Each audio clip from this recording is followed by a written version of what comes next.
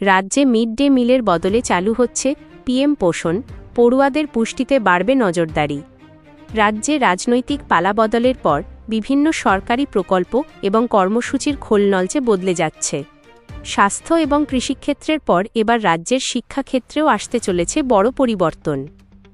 সরকারি ও সরকারি পোষিত স্কুলগুলোতে দীর্ঘদিনের মিড ডে মিল প্রকল্প বন্ধ করে তার জায়গায় চালু হতে চলেছে কেন্দ্রীয় সরকারের পিএম পোষণ শক্তি নির্মাণ PMPOSHAN প্রকল্প। অন্যান্য সরকারি প্রকল্পে পরিবর্তনের রূপরেখা। স্বাস্থ্যক্ষেত্র, স্বাস্থ্যসাথী রূপান্তরিত হচ্ছে কেন্দ্রের আয়ুষ্মান ভারত প্রকল্পে। কৃষিক্ষেত্র, কৃষক বন্ধুর বদলে চালু হচ্ছে পিএম কিষাণ। পিএম পোষণ প্রকল্পের উদ্দেশ্য, গত প্রায় 6 বছর ধরে দেশের অন্যান্য রাজ্যে এই প্রকল্প সফলভাবে চলছে।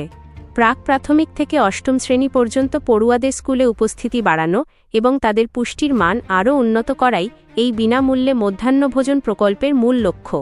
মিড ডে মিলের সাথে এই প্রকল্পের কাঠামোগত কিছু পার্থক্য রয়েছে, যেখানে পুষ্টির পাশাপাশি নজরদারিতেও জোর দেওয়া হয়েছে। পরিচালনায় যুক্ত হচ্ছেন অভিভাবকরাও। নতুন এই উদ্যোগে শুধুমাত্র শিক্ষক শিক্ষিকাদের ওপর নির্ভর না করে অভিভাবকদেরও সক্রিয়ভাবে অন্তর্ভুক্ত করার সিদ্ধান্ত নিয়েছে রাজ্য সরকার। সরকারি নির্দেশিকা অনুযায়ী প্রতিটি স্কুলে খাবারের মান ও পরিবেশন পরিচালনার জন্য 5 সদস্যের একটি বিশেষ কমিটি গঠন করা হবে।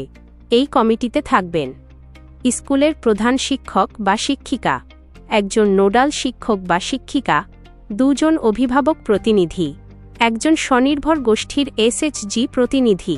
কমিটির মূল দায়িত্ব হবে প্রতিদিনের খাবারের মেনু নির্ধারণ করা, তৈরি খাবারের গুণগত মান যাচাই করা এবং সঠিক পরিবেশন নিশ্চিত করা। মালদায় ইতিমধ্যেই শুরু প্রস্তুতি। নতুন নির্দেশিকা কার্যকর করতে ইতিমধ্যেই মালদা জেলার বিভিন্ন স্কুলে শিক্ষক ও অভিভাবকদের নিয়ে বৈঠক শুরু হয়েছে।